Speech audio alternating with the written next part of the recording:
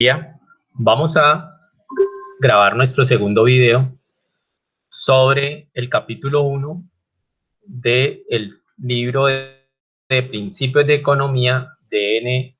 Gregory Mankiw. Estábamos explicando en el video anterior de dónde provenía la palabra o el significado de la palabra economía.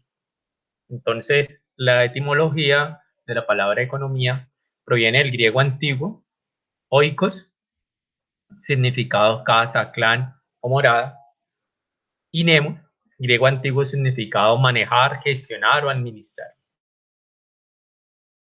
Significaría la administración del hogar o de los recursos del hogar. O economía en el latín, que es la administración del hogar o los recursos que se encuentran en un hogar. En 1650, la economía es definida como la riqueza y los recursos de un país. En la mayoría de las sociedades, es muy importante que lo tengamos en cuenta, los recursos no son asignados por un dictador omnipotente, sino que se distribuyen por medio de las acciones conjuntas de millones de personas que interactúan en los distintos mercados, y esas personas trabajan en las empresas. Por ejemplo, los economistas estudiamos la manera en la cual las personas establecen sus relaciones con una multitud de compradores y de vendedores. Esas relaciones que se forman entre esas personas, que algunos se comportan como compradores y otros como vendedores, nos llevan a que se presenta una decisión entre ellos. Y esa decisión implica que se pueda decidir a qué precio se venden los bienes y servicios y en qué cantidades. Los economistas también realizamos una serie de análisis de las tendencias y las fuerzas que afectan a la economía en su conjunto, incluyendo, por ejemplo, el crecimiento del ingreso promedio o la tasa a la cual se incrementan los precios y la tasa de desempleo que tiene la economía. Esos dos temas que acabamos de mencionar son temas de la macroeconomía. Aquí tenemos al padre o el fundador de la microeconomía. El señor Adam Smith escribe un libro muy interesante, ¿sí? Al cual le dio el nombre de La causa y origen de la riqueza de las naciones. El señor Adam Smith, en 1776, ¿cierto?, considera cómo se fijan los bajos y el capital. Y además realizó una investigación que tardó varios años e investigó cuáles son y los defectos del mecanismo del mercado. El señor Smith también se preguntaba por qué, si algunos países tenían condiciones similares, ¿qué ocasionaba que unos países fueran más ricos que otros? Llegó a la conclusión en esa época que los países que eran más prósperos y más ricos lo eran porque aprovechaban de mejor manera esos recursos con los cuales ellos contaban. Eso significa que hacían un mejor aprovechamiento y uso de la tierra, del capital, de la tecnología existente en ese momento. También se dio cuenta que la tecnología de los factores de producción es el más desequilibrante. La economía, para que lo sepan, tiene economía. En el curso vamos a hablar básicamente de la microeconomía. Y la microeconomía es la rama de la economía que se ocupa de estudiar el comportamiento y la conducta de agentes individuales. Cuando hablamos de agentes individuales, estamos pensando en las personas que se encuentran en los hogares, las empresas y los mercados en donde interactúan estos hogares y estas empresas, ¿sí? Allí van a interactuar comportándose como compradores y vendedores en el mercado.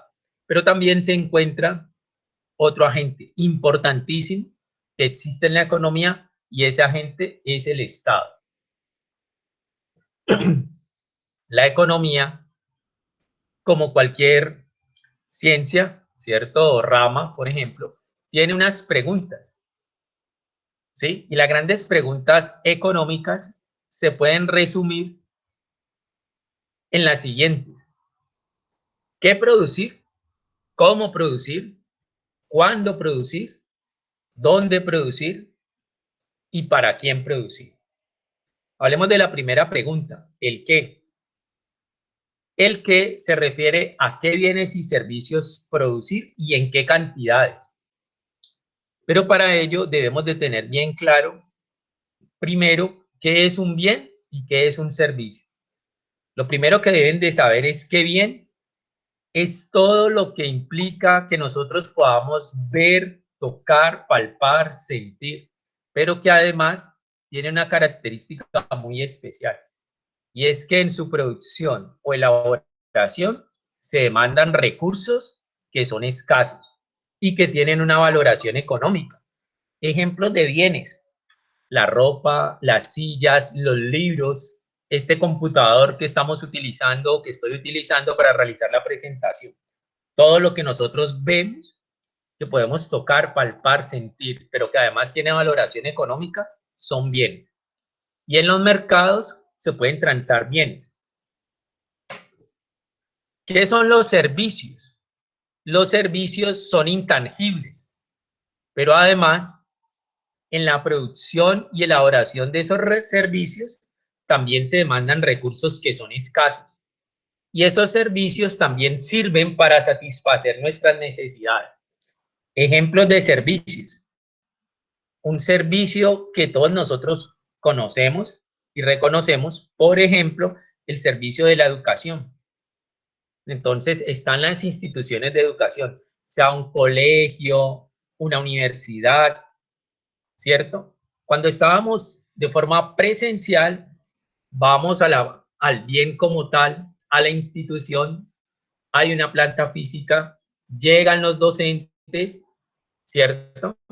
Los podemos ver y ellos nos comparten su conocimiento, el servicio de la educación. Esto que estamos haciendo, por ejemplo, por medio de esta plataforma, también es un servicio.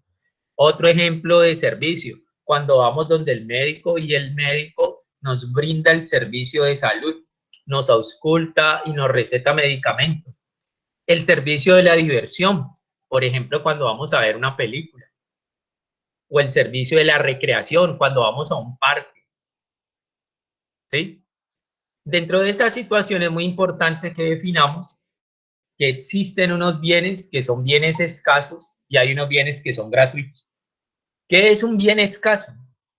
Un bien escaso se presenta en la sociedad cuando la cantidad de personas que desean el bien es mayor a la cantidad de dicho bien que se encuentra disponible en el mercado a un precio determinado. Entonces, imaginémonos que queremos comprar una botella de jugo y en la tienda hay 10 botellas de jugo a la venta a un precio de 1.400 pesos la unidad. Pero a esa tienda vamos 20 personas que queremos comprar el jugo o la cajita de jugo o la botella de jugo y la tienda solo tiene 14. En ese caso, ese bien sería un bien escaso, cuando la cantidad ofrecida es menor a la cantidad demandada. Eso significa que en ese caso somos más las personas que queremos comprar o adquirir ese bien. También hay bienes gratuitos. Los llamados bienes gratuitos son los bienes que encontramos en el mercado en donde la cantidad disponible para el mercado es mayor a la cantidad de personas que solicitan ese bien. Pero además, esos bienes gratuitos no tienen un precio, no tienen un valor económico. Ejemplos de bienes gratuitos: encontramos el aire, afortunadamente no nos cobran todavía por respirar, o el agua de mar. Cuando vamos vemos que es abundante, pero además no nos cobran por ella. Hablemos de otra pregunta. La segunda pregunta se refiere a cómo producir. Y aquí es muy importante que entendamos que cuando hablamos de cómo producir, se refiere a cómo se producen los bienes y servicios que nosotros encontramos hoy por hoy en los mercados. En esta gráfica, aquí vemos que se están produciendo automóviles, pero si ustedes revisan la gráfica, encontramos, aquí busqué una foto en donde se producen automóviles de una forma robotizada. Pensemos que esta forma de producir automóviles se presenta en los países desarrollados. O sea que en los países desarrollados pueden producir automóviles de una forma muy tecnológica, utilizando muchos robots. Y muy probablemente contratan muy pocas personas para que trabajen en esta planta de producción de automóviles. Pero en un país como el nuestro, que se encuentra en vías de desarrollo, no tendremos toda esta implementación de tecnología, porque muy probablemente es muy costoso, pero además en nuestro país no vamos a comprar o a tener suficientes ingresos para demandar tantos automóviles. ¿Qué sucede? Entonces, en un país en vías de desarrollo como el nuestro, tenemos que no hay todo este poco de robots que ustedes ven aquí, pero tenemos muchas personas trabajando para producir automóviles. Entonces, en nuestro país hay más empleados y menos máquinas, y esa es una forma de producir autos. Pero también esa situación implica que se van a generar más ingresos para que las personas puedan en un futuro comprar más automóviles. La tercera pregunta se refiere a cuándo producir. Ahora, y en esta pregunta es muy importante entender que en la economía encontramos que en algunas ocasiones se pueden producir más bienes y servicios porque la economía está mejor, porque la economía está más dinámica, porque las personas tienen más ingresos y pueden realizar una mayor demanda de bienes y servicios.